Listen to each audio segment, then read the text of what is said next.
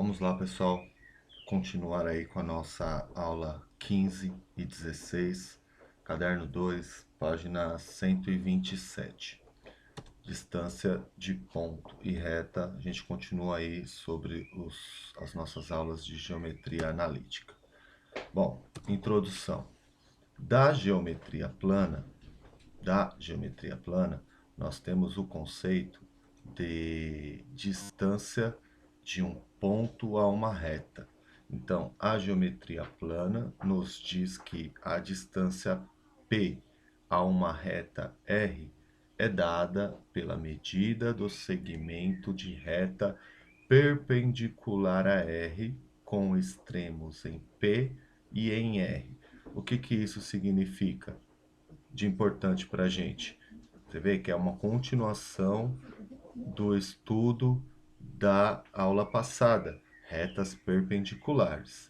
Então, este segmento de reta, ele é um segmento de reta perpendicular, ou seja, ele vai formar um ângulo de 90 graus com extremidades, né? Nesse ponto nosso de estudo e essa reta R que nós estamos estudando. Beleza? Bom, como é que nós vamos fazer isso? A partir desta fórmula que nós temos aí, parece ser uma fórmula grande e tal, mas bem tranquila de entender os seus parâmetros e como aplicar ela. Bom, então será dado um ponto, né? Esse ponto de estudo. O ponto tem coordenadas x0 e y0. E a reta R, ela tem que ser escrita na sua forma geral. Ela tem que ser dada na sua forma geral.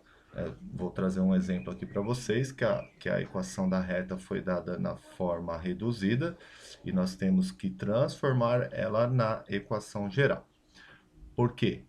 Na forma geral, nós conseguimos identificar os parâmetros que nós vamos utilizar, que são os coeficientes A, B e C, certo? Quando ela está escrita na sua forma geral, né? Que você já conhece. Todos os termos ficam de um lado da equação, do outro a gente fica igual a zero. Assim, nós vamos conseguir encontrar essa distância D, né? Que é este segmento de reta perpendicular que a gente quer. Beleza? Bom, vamos lá para o exemplo. Então, nós temos, determine a distância D entre o ponto P de coordenadas menos 2 e 3 e a reta R de equação y igual a 4x sobre 3 mais 2 sobre 3. Então, tá vendo aqui, ó, a equação ela foi dada na sua forma reduzida. Então, vamos para a resolução. Então, a resolução consiste em, primeiro passo, transformar a equação da reta na sua forma geral. Para fazer isso aqui nesta equação, nós vamos tirar o mínimo múltiplo comum de toda a equação, que nós estamos vendo que é o 3, certo? E aí a gente já sabe, divide pelo de baixo, o resultado multiplica pelo de cima. Né? Fazendo esta etapa, nós temos a equação aqui, nesta forma aqui, ó. Então, vai ficar 3y igual a menos 4x mais 2. Depois que eu tirei todo o mínimo múltiplo comum e fiz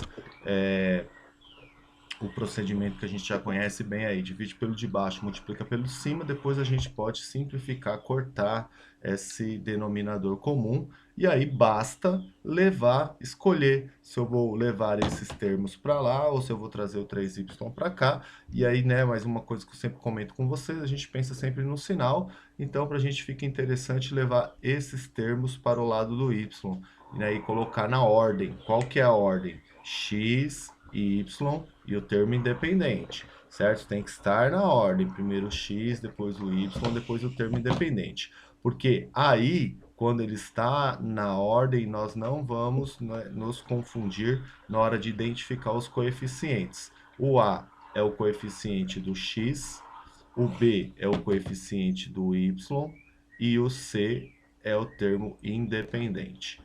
Juntamente com o ponto, que as coordenadas do ponto, que é o x0, que é menos 2, e o y0, que é 3, basta a gente substituir na fórmula né, fazer o cálculo.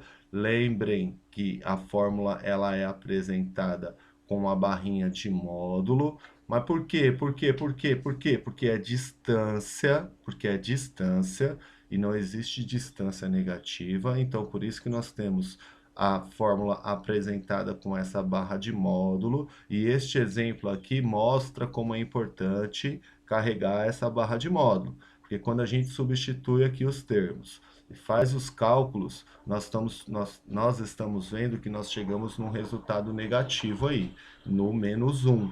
Então, eu vou tirar o módulo de menos 1, vai ficar 1 sobre 5.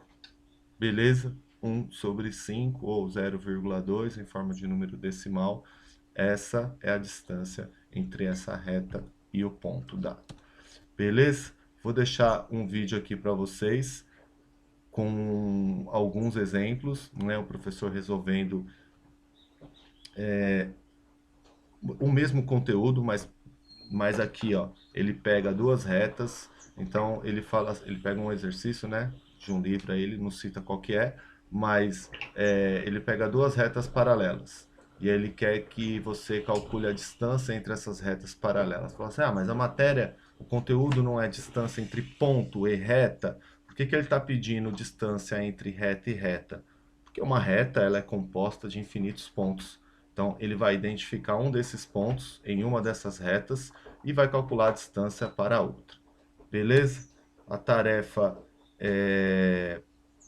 Nós temos os exercícios da apostila de aula, página 127, do 1 até o 4, e os da tarefa mínima lá no plural. Beleza? Até mais, valeu!